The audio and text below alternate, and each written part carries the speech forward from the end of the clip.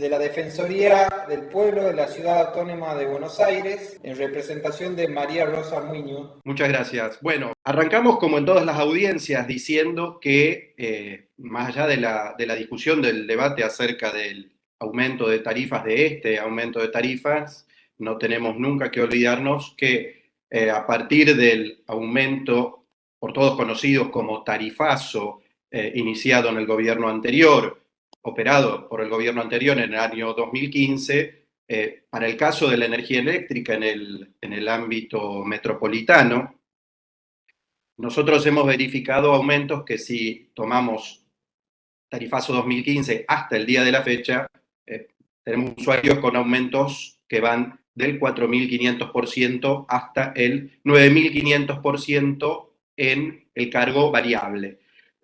Por supuesto, dependiendo de las distintas categorías y, reitero, nos referimos al cargo variable. Esto nos da cuenta del enorme impacto que representó aquel tarifazo en el bolsillo de usuarios y usuarias, de trabajadores, trabajadoras, asalariados, jubilados, pensionados, en este relativamente corto periodo de tiempo.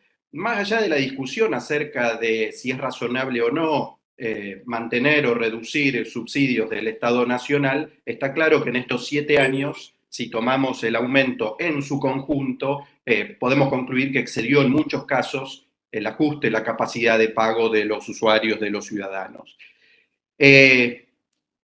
Reconocemos que en los últimos años podemos observar una desaceleración de esta brecha respecto de los aumentos de pago de los servicios esenciales.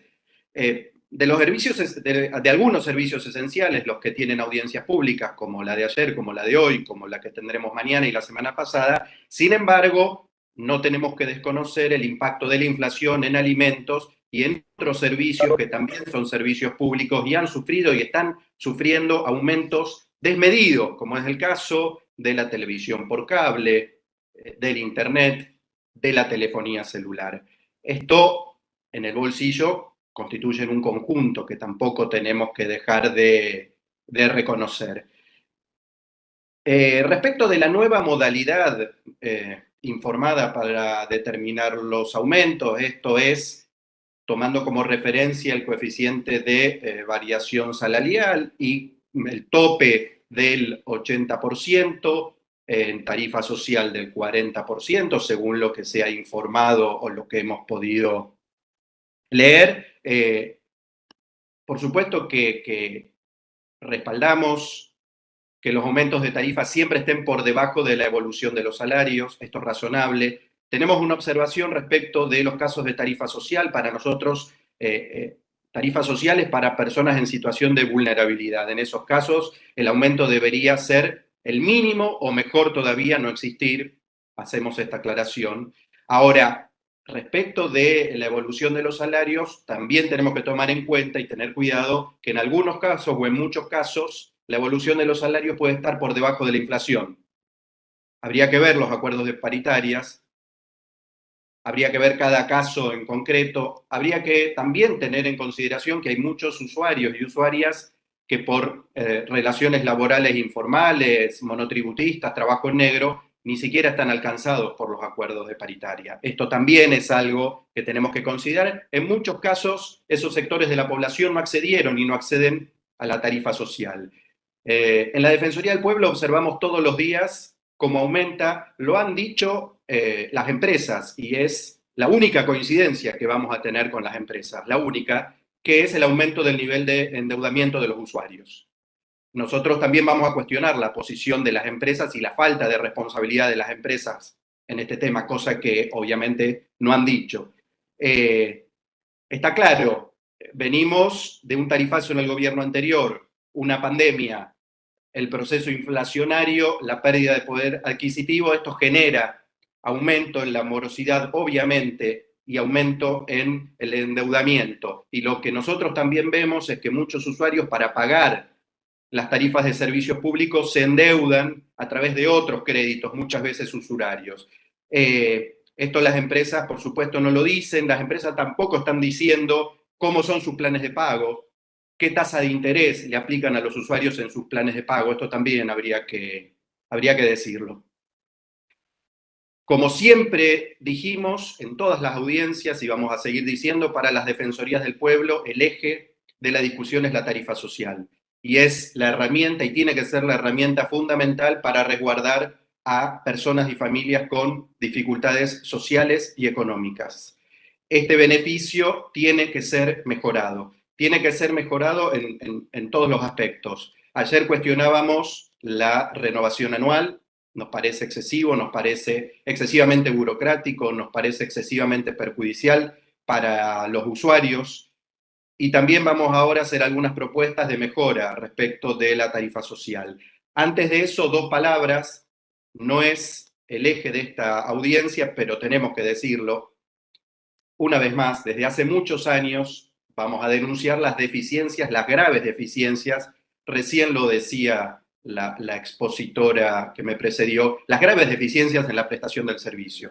Esto lo vemos en verano, en invierno, con lluvia, con viento. Lo hemos visto el viernes pasado con una temperatura ideal, clima seco, 20 grados, y cortes, masivos cortes de energía, específicamente en el ámbito de prestación de la empresa Edesur, viernes por la tarde y viernes por la noche, para poner un ejemplo de un día en donde no había ninguna inclemencia meteorológica.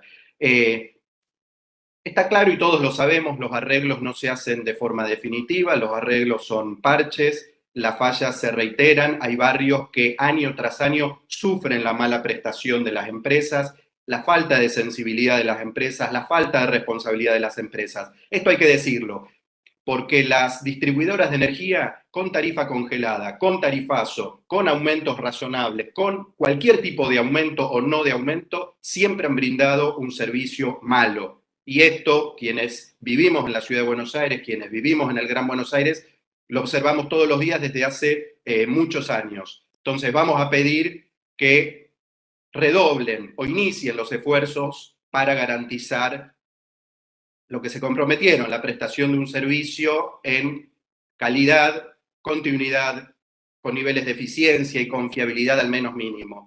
Y también vamos a decir que no carguen los costos de esas adecuaciones que no hicieron, o que si hicieron no alcanzaron, en las ya comprometidas economías hogareñas, que son quienes soportaron el tarifazo de Macri y Aranguren, la pandemia y la escalada inflacionaria actual. Está claro que la calidad del servicio, la mala calidad del servicio, no puede disociarse del precio de la tarifa que se paga. Te pido 1 minuto para terminar. Por favor, si En 1 puede minuto ir termino. redondeando. 1 Bien. minuto. Bueno. Reiteramos, pedimos sensibilidad y responsabilidad social a las empresas distribuidoras, y para finalizar, un par de propuestas. Primero, desde el Estado, desde la Secretaría, desde el ente regulador, disponer finalmente de un plan aislamiento para viviendas, para hogares económicamente vulnerables, que haga que puedan ahorrar, que puedan reducir el consumo energético. Para esto se necesita un Estado activo y un Estado presente. Segunda propuesta, que la cantidad mensual de kilovatios hora contenidos en la tarifa social sea mayor. También lo ha dicho la representante de la Defensoría del Pueblo de la Nación.